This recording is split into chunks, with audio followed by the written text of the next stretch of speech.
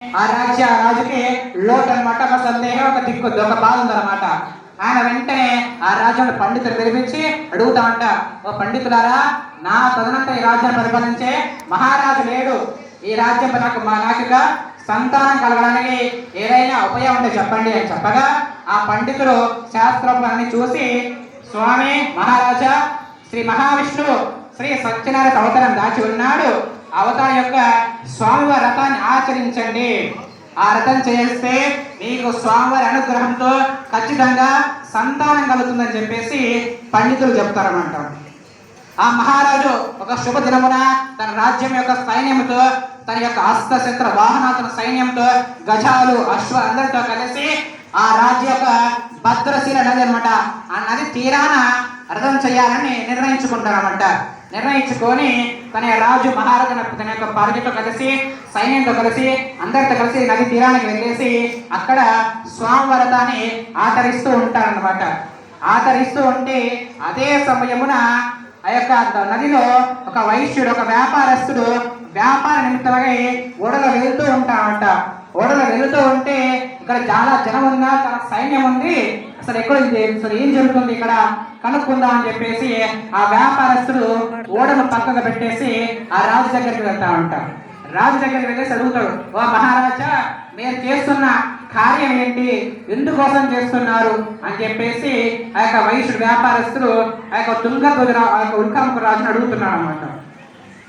అప్పుడు ఆ రాజు మహారాజుగా చెప్తున్నాడు, నాకు సంతానం లేదు, నాకు సంతానం కలగడం కోసం శ్రీ సత్యనారాయణ స్వర్గాన్ని ఆచరిస్తున్నాను అని చెప్తా ఉంటా. చెప్పంగానే ఆ వైశ్యుడు కూడా ఒకటి గుర్తొస్తుంది, నాకు కూడా సంతానం లేదు కదా అని చెప్పేసి అనుకొని అప్పుడు అంటా ఉంటా, మహారాజా, నాకు కూడా సంతానం లేదు, నాకు సంతానం కలగాలంటే ఏం చేయాలని అడగగా అప్పుడు మహారాజు చెప్తాడు, నువ్వు ఈ స్వామివారిని నమస్కారం చేసుకొని స్వామివారిని వేడుకో, నాకు సంతానం కలిగితే నేను రథాన్ని ఆచరిస్తానని చెప్పేసి స్వామివారిని నమస్కరించుకుని వెళ్ళు, స్వామి తీర్థప్రసాదం తీసుకుని మహారాజు చెప్తా ఉంటా.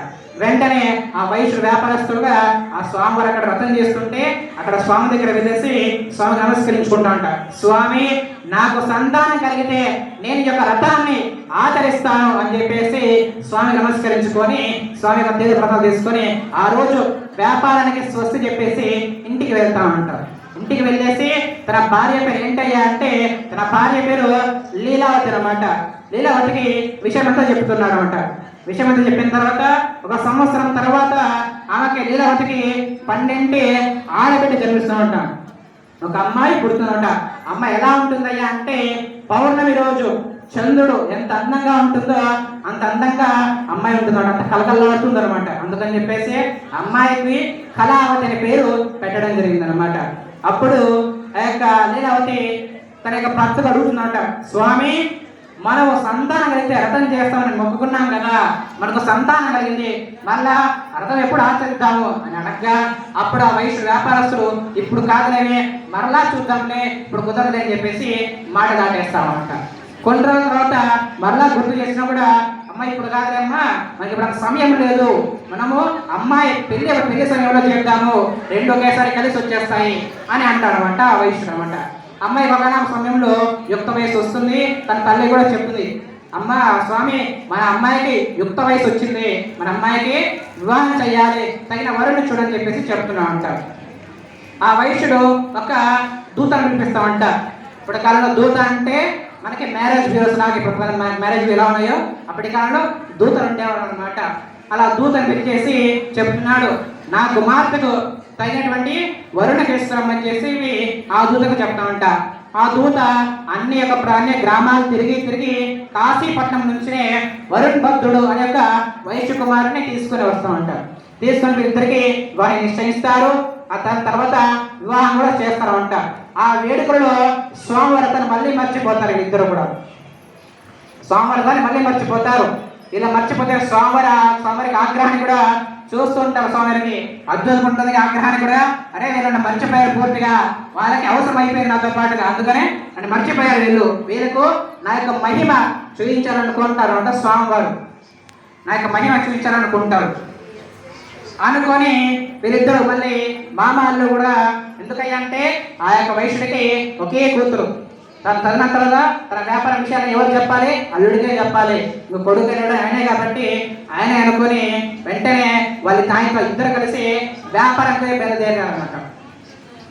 వ్యాపారం కోసం మరి బయలుదేరారు. బయలుదేరి ఎక్కడికి వెళ్తారా అంటే ఒక రాజ్యానికి వెళ్తారంట. ఆ రాజ్యాన్ని పరిపాలిస్తున్న మహారాజు పేరేంటయ్యా అంటే చంద్రకేతు మహారాజు అనమాట. ఆ రాజుగారి పేరేంటమ్మా? చంద్రకేతు మహారాజు అనమాట. ఆ రాజుగారి పేరు వచ్చేసరికి ఆ రాజుగారు అదే వెళ్ళిన సమయంలోనే ఆ యొక్క రాజ్యంలో దొంగలు పడతారు. దొంగలు పడి తన యొక్క ధనాగారం ఉన్నందున ధనాన్ని దొంగలించి ఆ ఇద్దరు దొంగలు ఎత్తుకొని పారిపోతూ ఉంటారు అంట. ఆ బట్టలు ఈ దొంగలు వెంటబడుతూ ఉంటారు. వెంబడబడి పట్టుకోవాలని చూస్తూ ఉంటారంట. పట్టుకోవాలని చూస్తుంటే ఈ యొక్క మామలు కూడా అదే రాజ్యంలో వ్యాపారం చేస్తూ ఉంటారంట. ఆ రోజున బాగా ఆలస్యం అయిపోతుంది. ఆలస్యం అయ్యేసరికి అల్లుడు అంటున్నట, మామ ఈరోజు బాగా ఆలస్యం అయిపోయింది, మన గ్రామానికి వెళ్ళలేమో ఈ యొక్క రాత్రి వేళ, అందుకని చెప్పేసి మనం ఇక్కడే బస చేద్దాము, ఇక్కడే సత్రంలో మనం బస చేసి రేపు ఉదయాన్నే గ్రామానికి వెళ్దామని చెప్పేసి అల్లుడు అనగా వెంటనే ఈ మామలు కూడా ఒక సత్రంలో బస చేస్తాం నిద్ర చేస్తున్నామంట.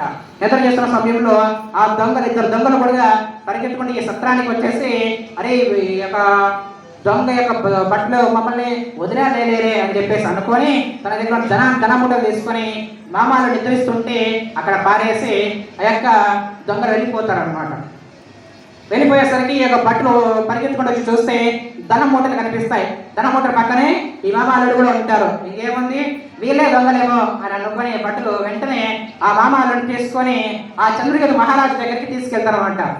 తీసుకెళ్ళి ఇదిగో మహారాజా నేను ధనంతో పాటు దొంగలు కూడా పట్టుకొని వచ్చాను అని చెప్పేసి చూపించేసరికి ఆ యొక్క మహారాజు చాలా ఆగ్రహించుకుంటాడు. ఎందుకంటే నేను ఈ రాజ్యానికే మహారాజు, ఈ యొక్క రాజ్యం యొక్క నా యొక్క రాజ్యంలోనే అదిగాక నా యొక్క సంస్థానంలోనే నా దొంగతనం చేస్తారని చెప్పేసి వెంటనే ఆగ్రహించుకొని వాళ్ళిద్దరికి ఇద్దరు ఏమాత్రం కూడా విచారించకుండా మీరు ఎక్కడి నుంచి అడగకుండా వెంటనే వాళ్ళిద్దరిని కారాగృహంలో పడేసేయండి అంటే వాళ్ళ యొక్క జైల్లో పడేసి వాళ్ళ యొక్క సకల శిక్షలు ఈ రాజ్యంలో ఉన్న సకల శిక్షలన్నీ అనుభవించని చెప్పేసి తీర్పు చెప్తానంట మహారాజు. ఈ యొక్క మామల్లుడికి అర్థం కాదనమాట. అర్థం కాక ఈ యొక్క రాజ్యంలోనే చరసాల్లో నానా అనేక విధాలు ఇబ్బందులు పడుతూ ఉంటారు. అలాగే ఇంటి దగ్గర కూడా లీలావతి కళావతి కూడా వాళ్ళ ఇంట్లో కూడా దొంగలు పడేసరికి తినడానికి తిండి లేక వాళ్ళు కూడా చాలా ఇబ్బందులు పడుతూ ఉంటారు అనమాట. వాళ్ళకేం అర్థం కాదు, తన భర్త ఎక్కడున్నాడో తెలియదు, తన అల్లుడు ఎక్కడున్నాడో. ఎందుకయ్యా అంటే అప్పటి కాలంలో ఏ ఫోన్లు ఏవి ఉండేవి కాదు. అప్పటి కాలంలో మనిషి ఇంటి నుంచి బయటికి వెళ్ళాడయ్యా అంటే వాడు వచ్చేదాకా ఉన్నాడో తెలియదు, ఊడాడో కూడా తెలియదు అప్పటి కాలంలో. అలాంటి అప్పటి రోజులు అనమాట. అదే ఇప్పటి కాలంలో అయితే మనకి సెల్ ఫోన్లు ఉన్నాయి, వాట్సాప్ మెసేజ్లు ఉన్నాయి, అనేక విధాలుగా మనకి వాళ్ళు సంప్రదించడానికి అనేక విధాల సోర్స్ కూడా ఉన్నాయన్నమాట. ఇప్పటి కాలంలో అయితే మగవాళ్ళు ఇంటి బయటికి వెళ్తే ఆడవాళ్ళు 100 సార్లు ఫోన్ చేస్తారు. 100 సార్లు ఫోన్ చేసి నాకు ఆ వస్తువు తీసుకొని ఈ వస్తువు తీసుకొని అనేక విషయాన్ని అనేక సార్లు ఫోన్లు కూడా చేస్తుంటారు ఇప్పటి కాలంలో. అప్పటి కాలం అసలు అవేవి ఉండేవి కాదు. అలా వాళ్ళు కూడా తెలియక ఎన్నో ఇబ్బందులు పడుతూ ఉంటారంట.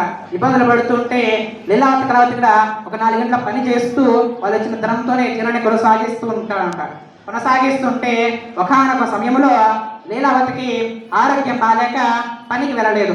కళావతి ఒకటే పనికి వెళ్తుందన్నమాట. పనికి వెళ్ళేసరికి ఆ రోజున బాగా ఆలస్యం అయిపోయిందనమాట. అమ్మాయి ఇంటికి రాలేదు. ఇంకా ఇంటి దగ్గర గిరిరావడం బాగా భయపడిపోతుంది. అరే అమ్మాయి రోజు ఈ పాటికి వచ్చేదే కదా, ఈరోజు ఇంకా ఎందుకు రాలేదు, ఏమైందని చెప్పేసి చాలా భయపడుతూ ఉంటుందంట లీలావతి. కొద్దిసేపటి తర్వాత కళావతి ప్రసాదం తీసుకుని ఇంటికి వచ్చిందన్నమాట. ఇంటికి వచ్చి అమ్మాయి అప్పుడు వెంటనే అడుగుతుంది, అమ్మాయి ఇంతసేపు ఎక్కడున్నావు, ఎందుకు ఇంత ఆలస్యమైన అనగా అప్పుడు కళావతి చెప్తున్నాను, అమ్మా నేను పని చేస్తున్న ఇంట్లోనే వాళ్ళు శ్రీ సత్యనారాయణ స్వామి వ్రతం చేస్తున్నారమ్మా, అందుకని చెప్పేసి స్వామివారి యొక్క కార్యక్రమం అయ్యేదాకా అక్కడే ఉండి నీ కోసం ప్రసాదం తీసుకొద్దామని చెప్పేసి ఆగేందుకు ఆలస్యమైందమ్మా అని చెప్పి చెప్పగా అప్పుడు ఇలా గుర్తొస్తున్నమాట, అమ్మా నువ్వు ఆ యొక్క సత్యదేవుడు ఒక వరప్రసాదం, ఆ స్వామి భగవాన్ వల్లనే నీవు నాకు పుట్టావమ్మా, మీ నాన్నగారు స్వామివారికి మొక్కుకున్నారు, నీవు జన్మిస్తే మేము స్వామి వ్రతం చేస్తాం మొక్కుకున్నా, కానీ మీ నాన్నగారు ఇంకా ఆ మొక్కును తీర్చలేదు, ఆ మొక్కుని ఇంకా తీర్చలేదు, అందువలనే మనం ఎన్ని ఇబ్బందులు పడుతున్నామేమో అని అనుకుని అప్పుడు గ్రహించి వెంటనే లీలావతి స్వామివారి పట్టం ఉంటే స్వామి దగ్గర వేడుకున్నాం, స్వామి మేము తప్పు చేసాము క్షమించండి, మా యొక్క భర్త అలాంటి ఎక్కడున్నా క్షేమంగా ఉండాలి, వాళ్ళు క్షేమంగా తిరిగి మా యొక్క గృహాన్ని చేరుకోవాలి, నేను వాళ్ళ కోసం ఆలోచించకుండా వారి కోసం ఆలస్యం చేయకూడదా, నేను నా కుమార్తె ఇద్దరు కలిసి నీకు వ్రతం చేస్తాము అని చెప్పేసి స్వామిని వేడుకుంటారంట. స్వామి వచ్చేసి మనకి తండ్రి లాంటి వారు. తండ్రి వచ్చేసి కొడుకు ఎన్ని తప్పులు చేసినా తండ్రి క్షమించేస్తారు కాబట్టి అలా స్వామివారు కూడా కొద్దిగా క్షమించేసరికి కొద్దిగా ఆగ్రహం తగ్గించుకొని వెంటనే స్వామివారు ఆ చంద్రకేతు మహారాజులో కలలో కనిపించాడు అంటారు. కలలో కనిపించి చెప్తున్నాడు, ఓ రాజా, నీ యొక్క కారాగృహంలో ఇబ్బందులు పడుతున్న వాళ్ళ యొక్క ఇద్దరు దొంగలు కూడా వాళ్ళు నిజమైన దొంగలు కాదు, వాళ్ళ యొక్క నా భక్తులే.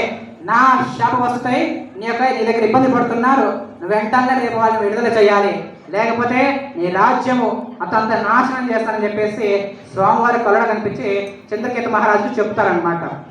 చెప్పంగానే మర్నాడు ఉదయాన్నే సభలో ఆ మహారాజు సభలో మంత్రులని పురిత అందరి సమక్షంలో తన స్వప్నాలు వచ్చిన విషయాన్ని చెప్తామంటారు. చెప్పగా వెంటనే ఆ దొంగల్ని తీసుకొచ్చేసి చెప్తున్నాడు, ఓ మీరు ఏదో దైవదోషం చేశారయ్యా, మీరు ఎందుకని చెప్పేసి ఇక్కడ నా దగ్గర ఇబ్బందులు పడ్డారు ఇన్ని రోజులు, మీరు ఆ దోషం అంటే కనుక్కోండి, దాని యొక్క నివారణ చేసుకోండి అని చెప్పేసి ఆ రాజుగారు చెప్పేసి రాజుగారు వారికి కొద్దిగా ధనాన్ని ఇచ్చి ఒక ఓడను ఏర్పాటు చేసి అలా గ్రామం మీరు వెళ్ళిపోండి అని చెప్పేసి పంపిస్తారనమాట. ఓం స్కందపాయన రేవాకండి ఓం తృతీయోధ్యాయ సమాప్త. నమస్కారం చేసుకుని పుష్పల కృష్ణ దగ్గర వేసేయండి అమ్మా. కొట్టండి అయ్యా.